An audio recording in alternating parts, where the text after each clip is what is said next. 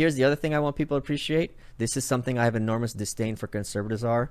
Do not take people and give them your children to raise 5 days a week, they're training their children to hate you. Yep.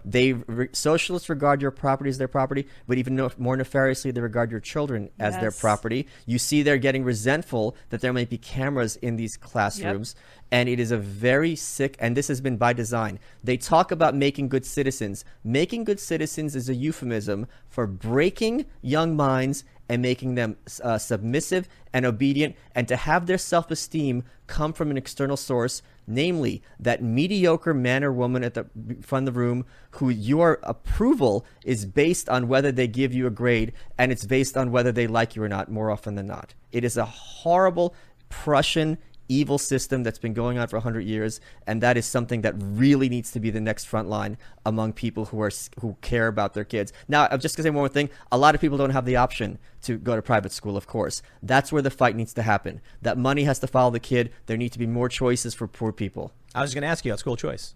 I mean, I'm for school abolition. I say, I have said. I agree. I have said many times, public schools are literal prisons for children, and the only place many people will ever encounter violence in their lifetimes.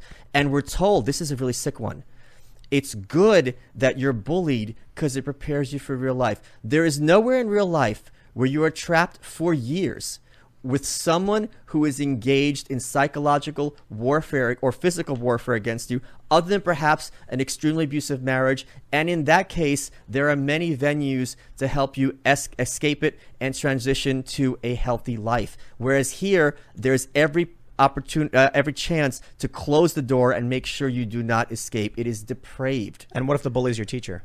Well, no, I've said this also. The teachers are the bullies. The teacher's job is to break your spirit and make you submissive and obedient. Here's some things that happen. Some good teachers. I'm sure you'd have some. Here are some things that are we just take for granted that you think about. Why is it that everyone has to learn in the same way?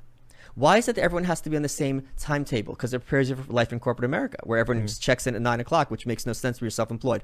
Why is it that everyone has to learn the same things at the same rate? None of these things make sense in a contemporary context, but we still do them. I agree.